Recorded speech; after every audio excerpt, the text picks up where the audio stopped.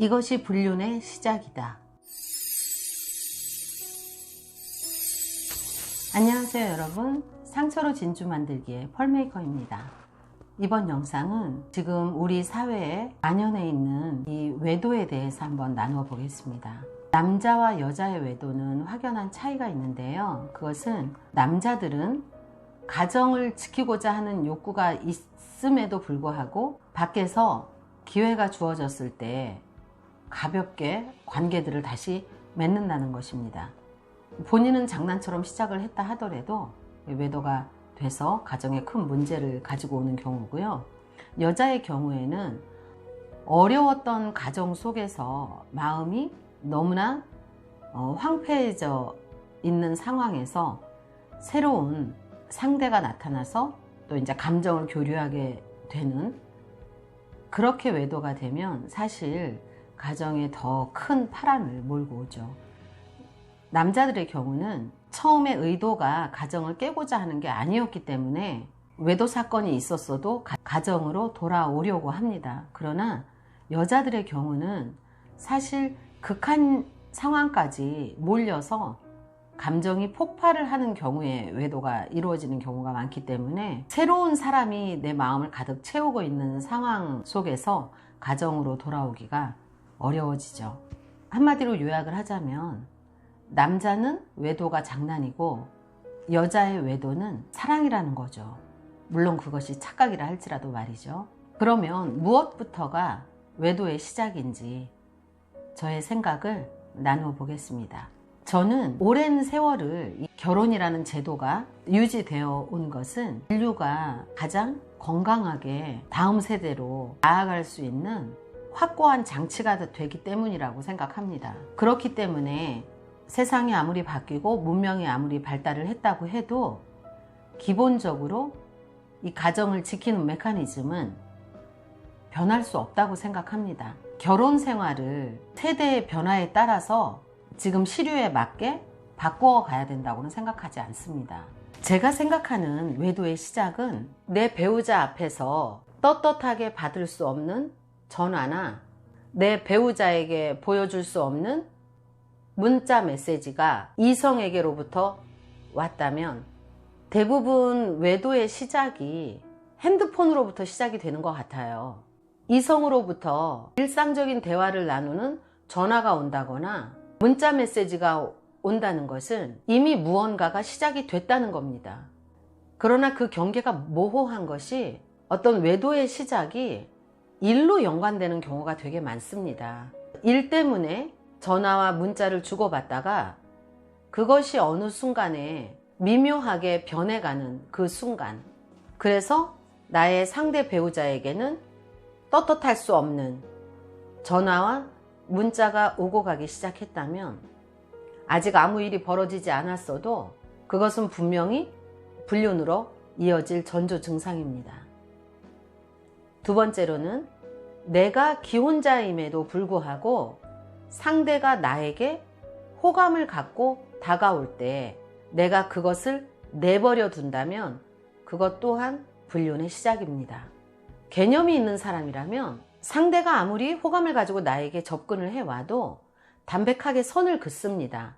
상대가 나에게 이성적인 호감을 갖고 있는 걸 알면서도 내버려 둔다고 하면 그 결과는 뻔합니다. 나의 처음의 의도가 어떠했든지 상대가 나에게 이성적인 호감으로 다가오도록 용인하고 내버려 둔다는 것은 이미 이 가정에 문제가 생길 수 있는 여지를 허락한 거라는 거죠. 이것은 결코 우리가 넘어서는 안 되는 선들을 넘어가고 있다는 거죠. 이렇게 어떠한 이유 때문에 조금씩의 여지를 두기 시작하면 그 틈이 점점 커져서 결국에 가정을 깨트리는 요인이 된다는 겁니다.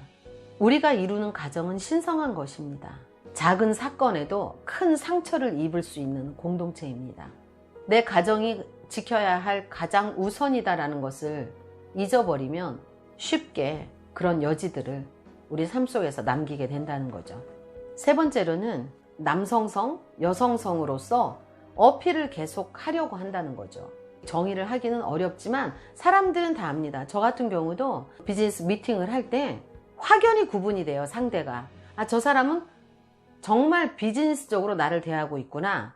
아니면 저 사람은 비즈니스 이야기를 하지만 은근히 자신의 성적인 매력을 어필하려고 하는구나를 다 압니다. 근데 그것을 흘리고 다니는 사람들이 있어요. 그런 것들이 굉장히 제가 안타깝게 생각이 돼요. 특히 한국 사람들 같은 경우는 자신의 감정이나 자신의 생각을 잘 표현을 하는 훈련을 못 받고 자랐기 때문에, 특히 이제 제 나이 또래 사람들은 그래서 괜히 쓸데없는 오해를 불러일으키고, 또 오해가 생겼을 때 풀어줄 줄 몰라서 그 오해가 더 커지고, 그래서 감정에 골이 생기고, 그러다 보면 진짜로 누군가는 에라 모르겠다 외도하고, 너도 외도했어? 나도 한다 이렇게 되고.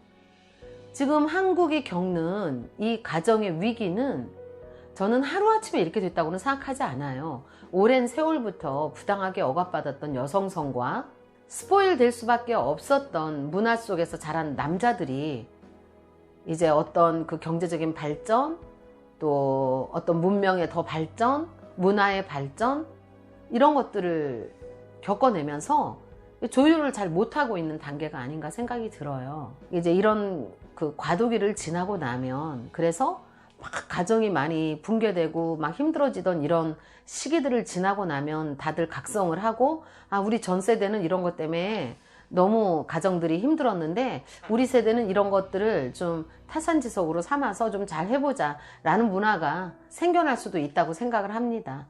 이런 것에 대해서 인식만 제대로 하고 있어도 문제는 많이 달라질 거라고 생각을 해요. 요즘은 남사친 여사친 해서 막 굉장히 그러지 못하면은 뭐 쿨하지 못한 것처럼, 뭐 고루한 것처럼 이렇게들 이야기하는 이상한 막 문화로 가요.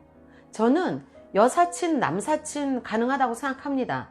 그러나 그것은 내 배우자가 동의를 했을 때만이라고 저는 한정을 하죠. 내 배우자가 그 여사친 만나는 거 불편해 하는데, 그 남사친 만나는 거 불편해 하는데, 굳이 그걸 만난다는 건 내 가정보다, 이 공동체보다 내 자신이 더 중요하다는 거예요. 그럴 거면 왜 결혼했어요? 결혼하지 말아야죠. 여러분, 결혼 쉽게 생각하고 하지 말아야 합니다.